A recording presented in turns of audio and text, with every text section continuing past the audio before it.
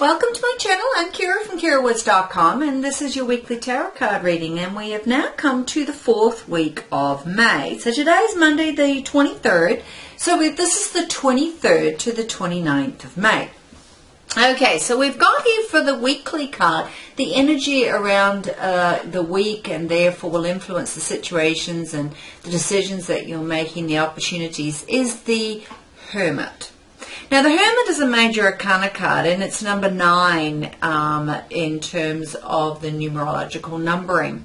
So, a 9 definitely is an important component of this card, and because the Hermit's about, it's like you've kind of extended to the outside world to a point, and now there needs to be a period of reflection, of some people reference it as solitude, but I kind of think of it as just that pause, that natural pause or reflection when we've been pushing outward, that there needs to be a period of inward reflection before we can kind of push outward. And so this 9 very much represents that. The 9 is the last number in the single digit, so it's kind of fitting with that the energy of this card kind of presents. So, it's around that self-reflection. It's about that inner wisdom and knowing, or that inner observation. It's about, therefore, taking a moment to reflect, and therefore that requires patience. It's about looking at myself and my self-reliance in the situation, perhaps searching for a greater sense of understanding about what has preceded this moment and what is coming forward. It's around seeking maybe that inner balance of knowing, therefore to find this new understanding, or the new sense of understanding, or a more conscious knowing or awareness about what I'm working on. And so therefore this knowledge and seeking is very much of your own personal inner search or reflection or moment. And as I said, sometimes it can be it could be that pause between the breath, I think can represent the Hermit. It can be that you might need to take some time out. Perhaps you've been working on a project, and this is the period where you need to go away and do your own piece of the puzzle from the project that you're working on. It could be that you've are rethinking the strategy that you've taken, and you're looking at what has occurred, and are the outcomes that you've achieved and whatever you've been working on, is that the direction you wish to keep pushing forward, or is there some adjustments that need to be made?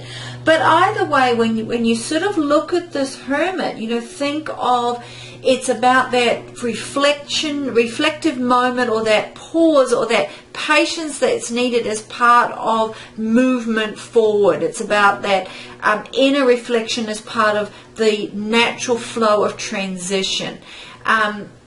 It's also around looking at, notice the Hermit is reflecting on this, gazing upon this lantern, looking at, what is the path that I have chosen, and where has this taken me, and where will it take me forward? And what tools have I gained on my path to this date, and how can I use those to move forward?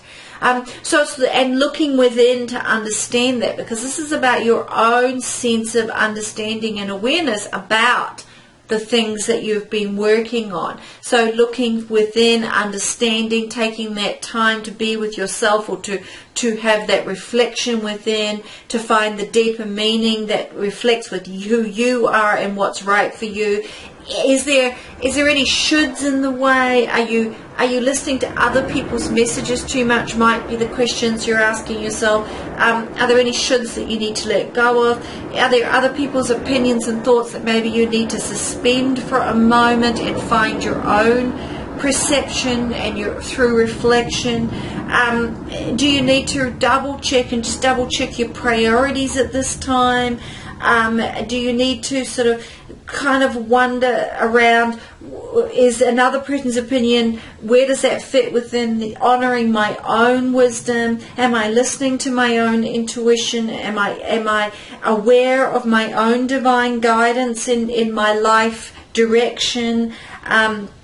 Can I honor the silence? Can I be comfortable and honor the pause that is needed? We can't just keep pushing forward and keep pushing change in any life or any situation or any event, because that will get quickly out of balance. So it's about understanding that there needs to be a little bit this ebb and flow within change, even the change that we desire and that we're working towards.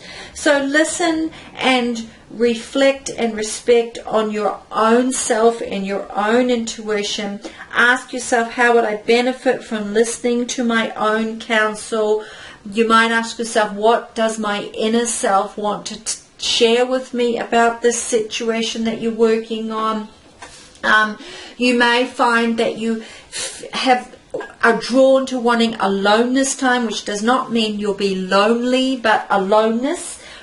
Which could just be simply taking a moment to yourself to reflect, to feel grounded, to have that sense of unity, to find that sense of unity between mind, body, and spirit, because this is the 9, which is the 3 of 3s.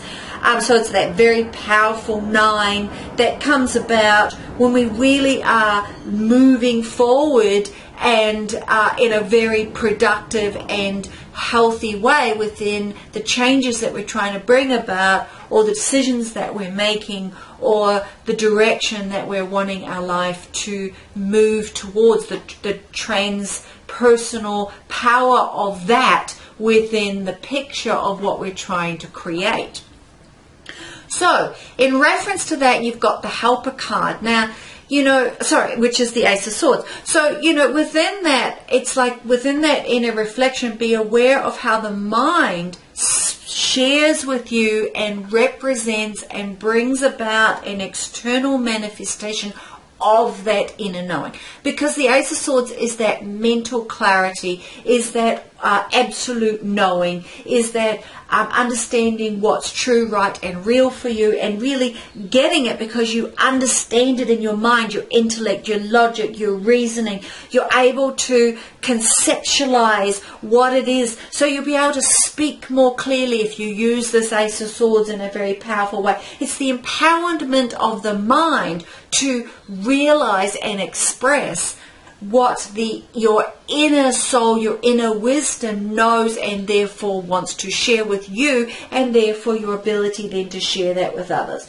So just remember that with this Ace of Swords, it can be a double-edged sword. So always with the swords, it's like use the sword in a way that you consciously know is supporting your values and your beliefs, your wisdom, your knowledge, your logic, your reasoning, and your truth of the matter. And be mindful that you are speaking your truth. And remember, with a sword, what we say and how we say it is incredibly important. The power of communication is a very powerful tool that can make and bring about tremendous change in our lives. The power of the mind can never be underestimated. It can also lead us astray if we say things in a way that is not from a thoughtful place, is not from a place of true inner knowing and what is truly right and real for you.